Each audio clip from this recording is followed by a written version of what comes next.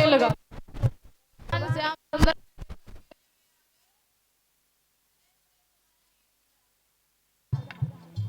भगवान कन्हैया ने क्या किया,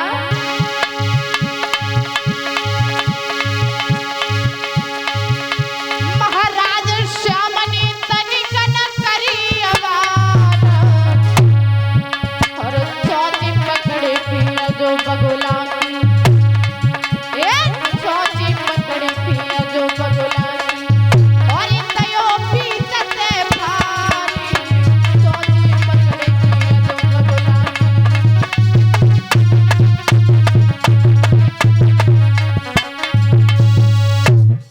चोंच पकड़ करके बकासुर की महाराज बीच से भगवान श्याम सुंदर ने फाड़ दिया। बकासुर का भी उद्धार किया है। श्री सुखदेव जी महाराज समझा करके कहने लगे, हे राजन परीक्षित, भगवान कन्हैया ने एक भी ऐसा राक्षस नहीं छोड़ा जिसका उद्धार न किया हो। बताया जाता है एक दिन की बात है, श्याम सुंदर वन में गाय चरा रहे थे तो भगवान श्याम सुंदर ने अपने ग्वाल वालों से कहा कि आज हम भोजन तुम लोगों के साथ में करेंगे। सभी लोग अपने अपने घर से, सभी ग्वाल वाल अपने घर से भोजन लेकर के आए थे, लेकिन एक भगवान का सखा ऐसा था जो बहुत गरीब था दादा, उसके पास खाने के लिए कुछ भी नहीं था। और जब खाने के लिए कुछ भी नहीं था, भगवान श्याम सुंदर ने कहा कि आज हम, मधु मंगल नाम था उसका, बोले आज हम मधु भैया का घर का भोजन खाएंगे। मधु ने जवाब दिया है, कन्हैया अरे हमारे घर में क्या है, कुछ भी नहीं है, मैं तो तुम्हारे ही टुकड़ों पर पलती, तुम्हारे ही घर का काम करके जो मुझे खाना मिल जाता है उससे ही अपना जीवन यापन करते हैं। श्याम हमारे पास क्या है? जवाब दिया, बोले भैया हम खाएंगे तो तेरे ही घर का खाएंगे, कुछ हो तो दे दे। मधु ने जवाब दिया, बोले भैया अभी तो मेरे पास कुछ नहीं है, मैं घर जा रहा हूँ, तेरे लिए कुछ न कुछ लेकर के आऊंगा। घर पहुंचा, अपनी मैया से कहा कि आज कन्हैया ने हमारे घर का खाना खाने की जिद की है, माँ कुछ हो तो दे दे। मैया ने आंखों में आंसू भर के कहा, कन्हैया वैसे तो कुछ भी नहीं है, लेकिन कल परसों की कड़ी रखी हुई है, अगर वो ले जाना चाहे तो ले जा। मधु ने वो कड़ी उठाई, रास्ते में पहुंचा, चलता जा रहा है कि कन्हैया 56 प्रकार के भोग लगाने वाला है और कल परसों की ये कड़ी रखी है, और अगर हम कन्हैया को ये कड़ी खाने के लिए दादा देंगे तो शाम पता नहीं क्या सोचेगा। भगवान ने क्या किया, वो मधु मंगल ने क्या किया, वो कड़ी ली, शर्म की वजह से खुद सारी कड़ी खा गया। थोड़ी सी कड़ी उसके चेहरे पर लगी हुई थी, तब तक भगवान कन्हैया के पास में पहुंचा। श्याम सुंदर ने पूछा, बोले भैया आप कुछ लेकर के आए? बोले भैया क्षमा चाहते हैं, मेरे घर में कुछ भी नहीं था जो हम तुम्हारे लिए लेकर के चले आते। बोले तुम खा क्या रहे हो? बोले कुछ नहीं भैया। बोले कुछ तो खा रहे हो, तुम्हारे चेहरे पर ये हमें लगता है कड़ी लगी हुई है। तो भगवान कन्हैया उसकी जो मुंह पर कड़ी लगी हुई थी वो ही अपनी जिब्या से चाटने लगी, और ये दृश्य महाराज ब्रह्मा जी देख रहे थे। और ब्रह्मा जी ने जैसे ये देखा कि ये कन्हैया दूसरे मधु मंगल का चेहरा चाट रहा है और लोग इसे भगवान का नाम देते हैं, ब्रह्म का नाम देते हैं कि ब्रह्मा है, ये ब्रह्म है, ये भगवान है, ये हमें तो नहीं लग रहा है ये भगवान है। अरे जो दूसरे का जूठन खा रहा हो ये भगवान नहीं हो सकता। तो ब्रह्मा जी ने क्या किया कि जितनी ग्वाल वाल थे और जितनी गाय थी ये चुरा करके महाराज अपने ब्रह्मलोक में कर दी जाके।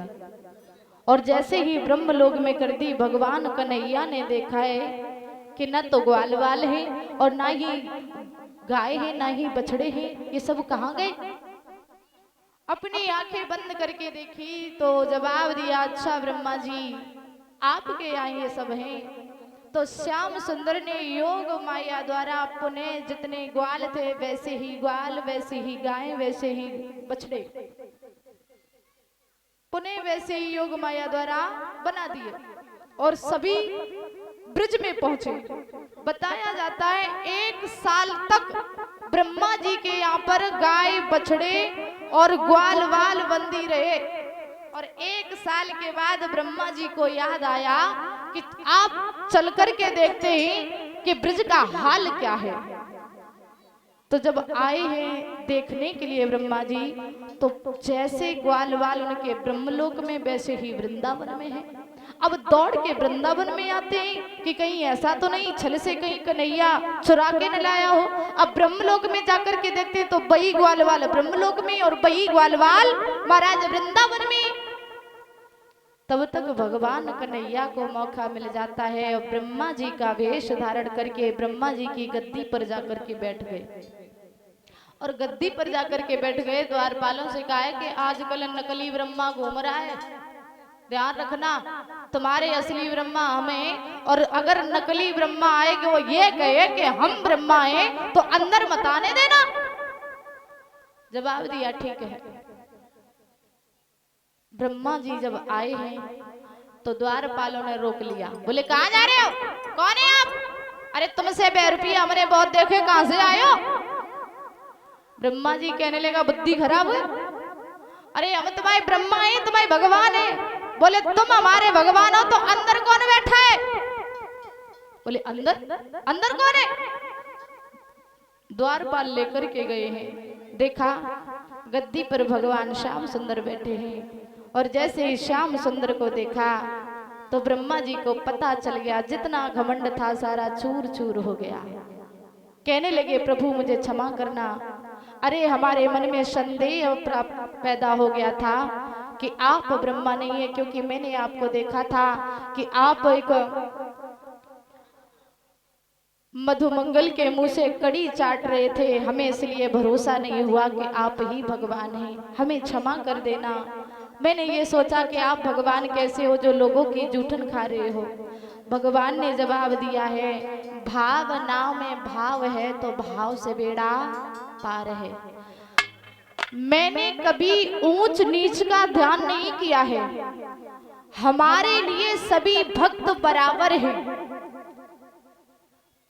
हमें भक्त भाव से अगर जहर भी देगा हम वो भी खाने के लिए तैयार हैं। वो तो महाराज कड़ी थी, उसका भाव था, हम हमेशा भाव पर मरते हैं। और आपने हमारे जो सबसे ज्यादा प्यारे हैं, जो हमारे प्राणों से भी ज्यादा प्यारे, हमारे ग्वालवाल, हमारे गाय बछड़े, आपने 1 साल तक हमसे दूर रखा, हम तुम्हें माफ नहीं कर सकते। ब्रह्मा जी ने आजादे हाथ पैर जोड़े, बोले प्रभु हमें क्षमा करना। तो भगवान कन्हैया ने ब्रह्मा जी को क्षमा किया, अपने ग्वाल वालों को और महाराज गाय को लेकर के वृंदावन में आए हैं। बोलिए गोविंद भगवान की।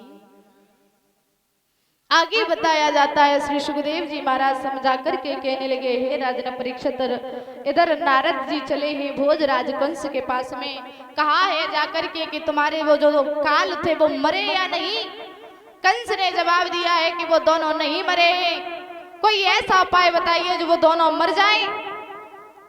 तो नारद जी ने जवाब दिया, एक काम कीजिए, आप बाबा नंद के लिए खत लिखिए और उस खत में लिखिए कि आपको 2 छवरिया नील कमल के पुष्प चाहिए। बोले नील कमल के पुष्पों से हमारा क्या लेन देन? बोले तुम्हारी बुद्धि खराब है बना है। बोले क्यों? जवाब दिया, ये जो 2 छवरिया नील कमल के आप पुष्प मंगाओगे, आपको पता है ये पुष्प कहाँ मिलेंगे? बोले कहाँ? बोले कालीदेह में। और कालीदेह में कौन रहता है? कालिया ना। आप खत में लिखिए कि आपको 2 छवरिया नील कमल के पुष्प चाहिए।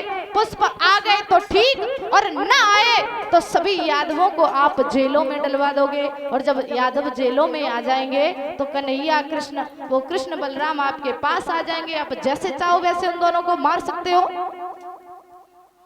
भोजराज कंस कहने लगा, वैसे महाराज हम महात्माओं से नफरत तो बहुत करते हैं, लेकिन तुम ही एक ऐसे महात्मा हो जो तुम हमारा भला चाहते हो, इसलिए तुमसे हम बहुत प्यार करते हैं। नारद कहने लगे, कन्हैया हम तुम्हारा उद्धार चाहो तक जन्नी हो जाए, लेकिन क्या करें, भगवान को आने में थोड़ा टाइम लग रहा है। आज भोजराज कंस ने खत लिखा, बाबा नंद के पास में वो खत पहुंचा और जैसे ही खत देखा है बाबा नंद ने तो आंखों में आंसू आ गए।